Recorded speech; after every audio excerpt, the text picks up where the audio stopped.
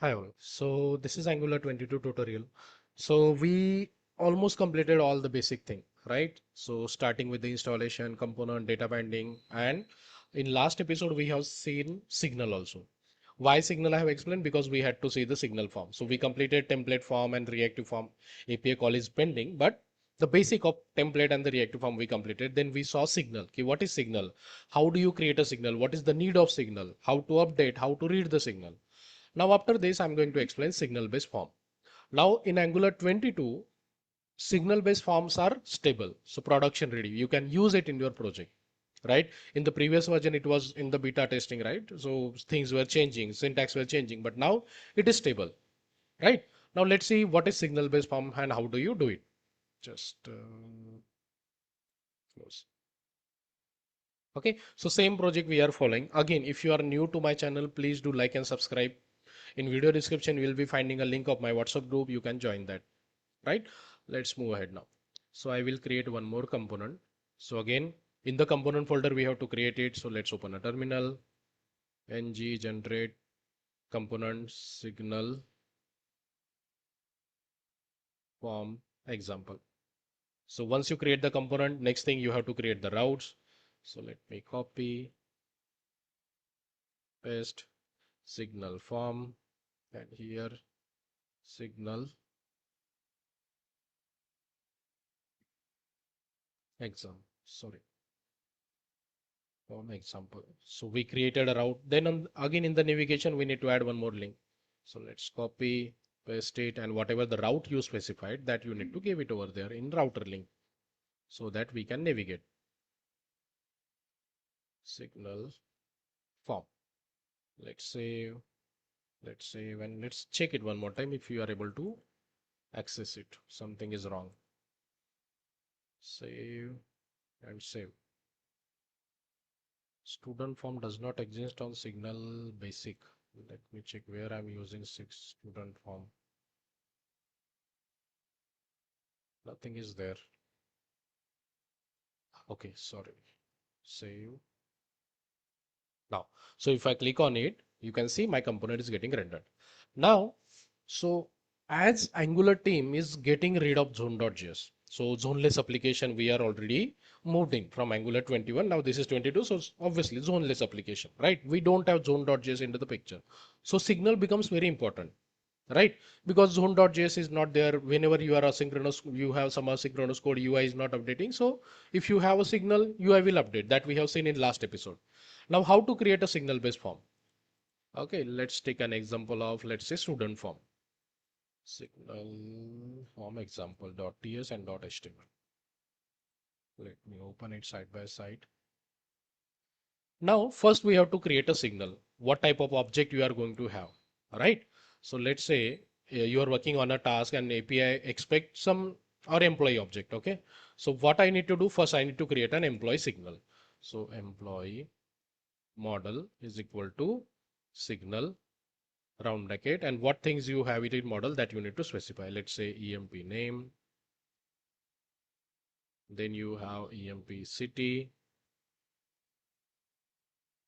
then you have EMP state. So these things are there. So you created a signal. Now you have to create a signal bus form. So what you do, what do we say, employee form. But here you have to use form. So if you just write a form, see where it is coming from, Angular slash form slash signal. So you import it, then you provide just signal whatever you have created over here. That's it. Sorry, this dot.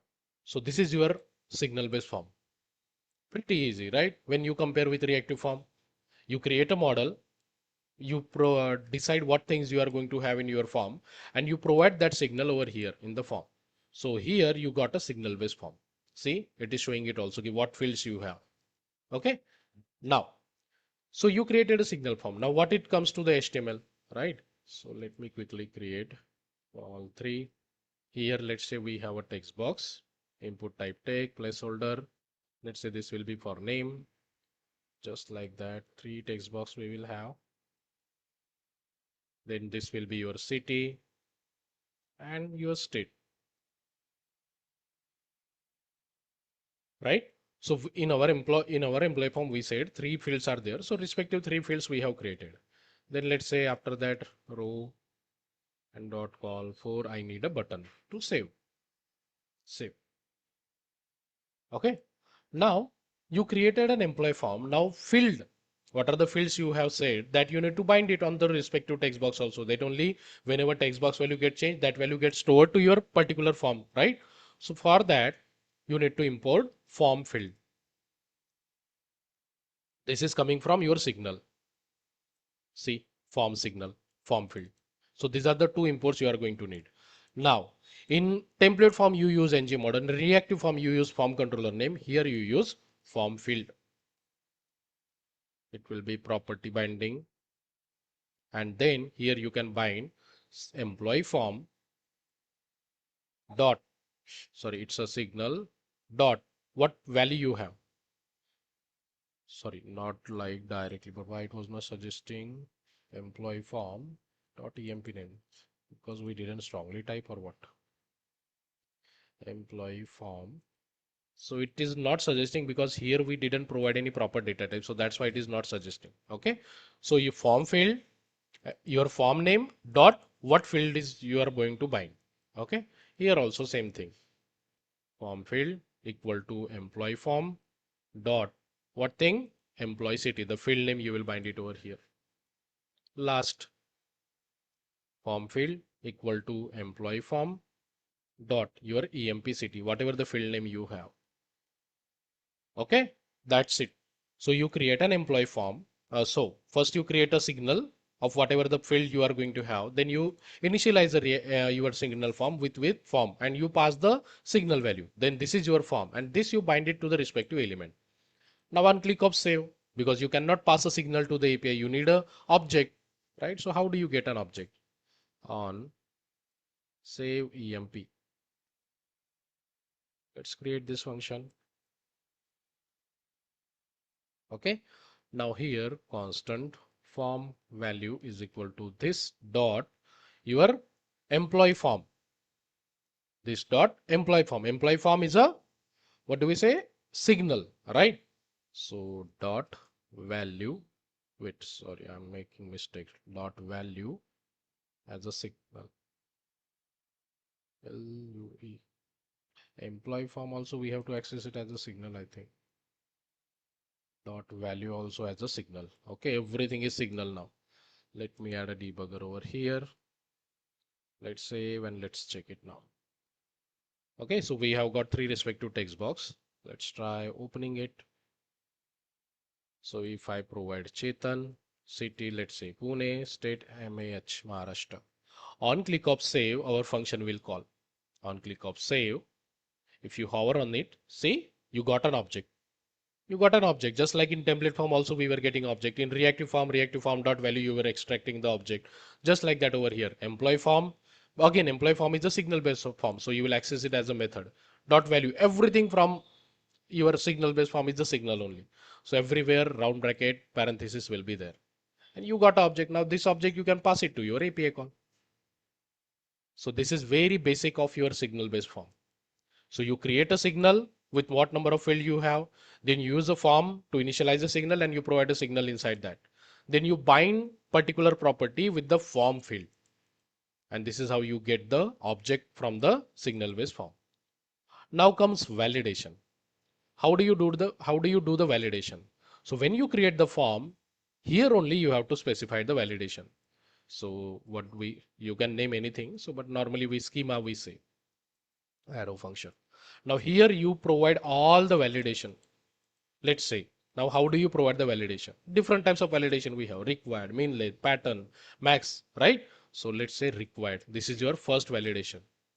Now here you have to specify from your signal form which field is required. So schema dot employee name is required, comma, required dot city is also required. So let's say state is optional. So this is how you add the validation. In your form, two fields are mandatory: employee name and employee city. Then let's say employee name, minimum 5 characters you need. So min length, comma, schema. dot employee name, right? Employee name.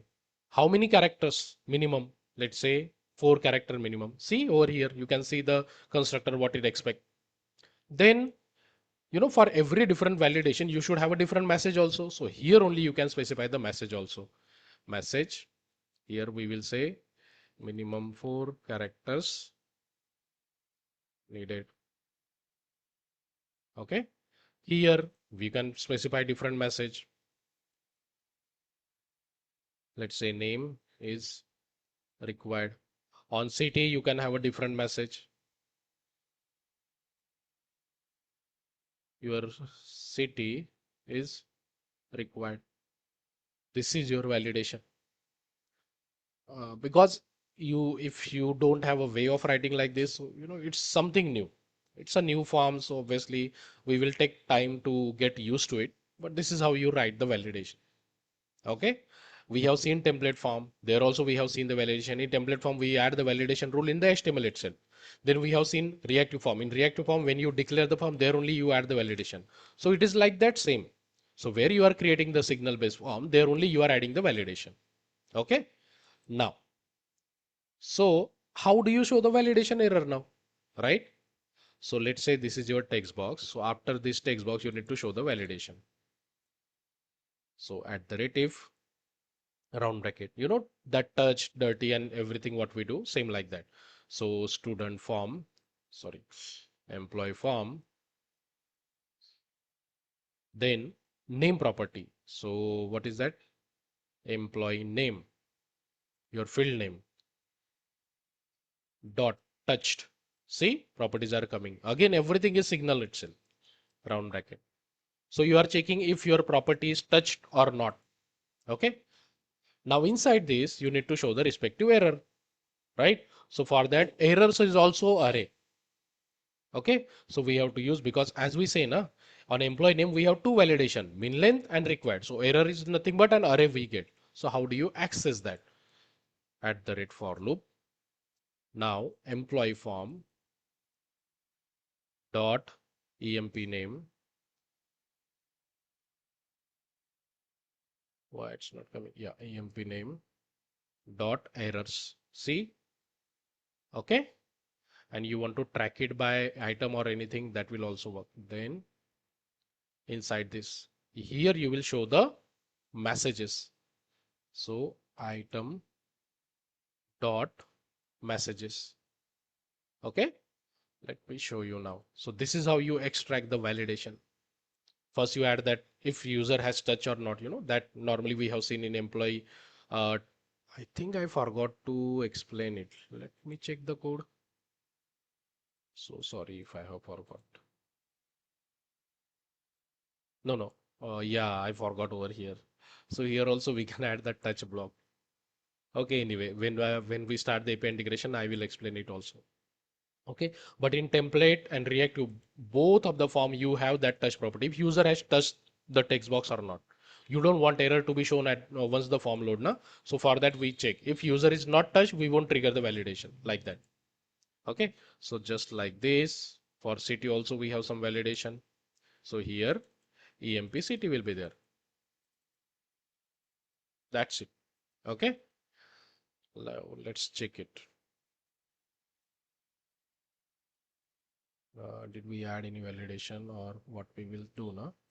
We add a text danger class, so that a red color we will get. Text hyphen danger. And this for loop we will iterate inside this, so that we will get the red color emp city. Let me format. Okay, this will be your code. Let's say let's check it. So by default we are not able to see any validation. Once I click, see, name is required is coming. First validation is coming, that is required. Once I provide a value, but name has two validation, required and min length. Once I provide the value, see, validation message got changed. Same behavior we have seen in template and reactive form. Once I provide 4 character, that validation message also go away. Here also, see, understood? So this is how you take care of the validation. Make sense? So I know this syntax might be different little bit. How you add the validation, this is very pretty strange. But yeah, you will get used to it. And this is how you extract the validation. Again, see, either it is template, reactive or signal based form. The logic stays the same. You create the reactive form, you add the validation, you extract the validation and show it over here. The way of writing is somewhat different. Template form, more code is on the HTML, less code is on your .ts. In reactive form, more code is on the .ts, less code in the HTML. Now here, both of the places we have almost same code. So here also we write some code and here also we write some code. Okay. But moving ahead, signal based form is going to play a very important role. So better get used to it. In intro question also, they are going to focus on it because since it's a production ready, all the people who are or all the projects who are constantly updating there with the latest version, they will start using signal based form also. Fine. So make sure if you are preparing, have the basic knowledge of signal form ready. Fine. So that's it. Moving ahead, we will start the API integration because all the basic things are completed now, forms and everything. Now, API call integration, pipe, your lifecycle event, and services. These 4 to 5 basic topics are there. Okay. I hope you are able to understand. Just follow every day, same episode, complete it. Try to ask ChatGPT also, like, yeah, I completed this topic, provide me some practice task for this. It will provide you a practice task, complete that. That's how you get hands-on. Fine. In video description, we'll be finding a link of my WhatsApp group. You can join that. Please do like if you are not subscribed, subscribe. You can always connect to me on LinkedIn or WhatsApp with your queries. Thank you. Thanks for watching.